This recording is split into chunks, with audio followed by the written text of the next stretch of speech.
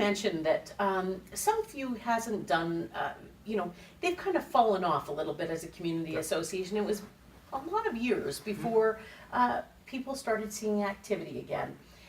Talk to me about some of the challenges you've had as a director on your community association board. Well, definitely some of the challenges have been earning the trust level, right? I think because we've had the same board for so long, a lot of the residents felt that they weren't necessarily welcome to the meetings. They felt that their input really wasn't being heard. And since we've had the reorg, we've definitely had, the biggest challenge at first was gaining everybody's trust that things were going to change, that things had changed, and that they could rely on us to implement these programs and roll them out. So that's one. Second was definitely getting the volunteers to not only volunteer, but to also commit and follow through. At first you get a lot of excitement, from a lot of the residents who feel that, oh great, we have a new board, they're proposing new ideas, we're going to volunteer for this and for that and the other. Well, that lasted about a month, right? So it's what we had to do is really weed them out, really. So it's just the process of elimination. So you're really almost interviewing those who would like to volunteer, and asking them your standard interview questions to see if more or less they are really in it or they're not. So that was a challenge, but we overcame it. With the rink, for instance, we had about 12 people that had committed to volunteering. By the time we had completed just recently, we had about 6, so which is pretty good. Yeah. Normally, folks will have maybe 2, right? So we had 6 full-time guys that were committing to maintaining the rink, so that was good. How did we do it? Well, I believe that you gotta sometimes cater to your audience. There were young gentlemen who all they wanted to do is play hockey and drink beer. So, we would finish cleaning the rink and bring them a 6-pack or take them out on the weekend, things like that. We did other things like we had barbecues, because we had a portable barbecue that we would bring, and we would fire up some steaks and things like that. So that was one way that we got around that. Other challenges was definitely implementing earned revenue system, if you will.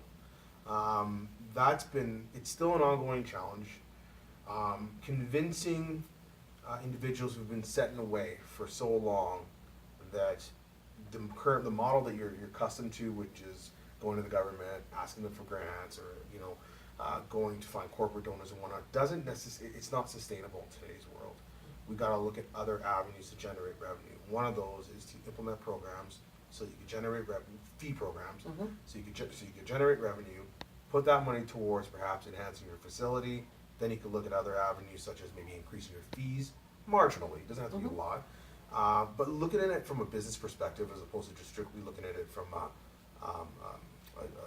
a donation, so to speak, or a foundation, if you will, right? So yeah, those are really the big challenges for us. I think we've done a pretty good job year one. I mean, I guess we'll find out in June when we have our AGM. But I'm hoping that we can continue with the same board and move forward into 2017, 2018. It would seem to me one of the big challenges you might have going forward too is managing people's expectations of what the group of volunteers, your board and the few extras that you do have will do for the community. So that's always the balance for me is how do we balance expectations, because at the end of the day, community associations are volunteer-led and run. Yeah, that's a really good way of looking at it. I mean, what I try to do, me as one of the VPs, is I try to underpromise and overdeliver. So it's a good strategy. It's you know what, it has the least amount of impact when things don't necessarily go your way or things don't go the way you wish. So for instance, we've had some residents complaining about traffic. Well, I'm not a traffic cop, right? But I certainly know the community resource officer, right? We have a school in our area, and some of our residents have been complaining about traffic coming in and out to drop off their kids at school, Right. right? People parking in front of people's driveway and whatnot, right? Is that problem going to be eliminated? Absolutely not. So you got to be 100% honest with your residents, because the only way you're going to get that commitment that we talked about is if you're 100% transparent, 100% honest. So when I was dealing with some of these residents, I would say, look, I'm going to do my very, very best to resolve or to minimize the issue, but I'll guarantee you 100% it will not be eliminated. Can you live with that? Right? And they said yes. Okay, can you live with it, maybe a couple times a week? Perhaps, right? So it really comes down to looking at things from a pragmatic standpoint and helping them understand that you're here to help them. You're not necessarily a miracle worker, but you're definitely going to do your best to represent them on their behalf and to resolve the issues or minimize issues as best as possible.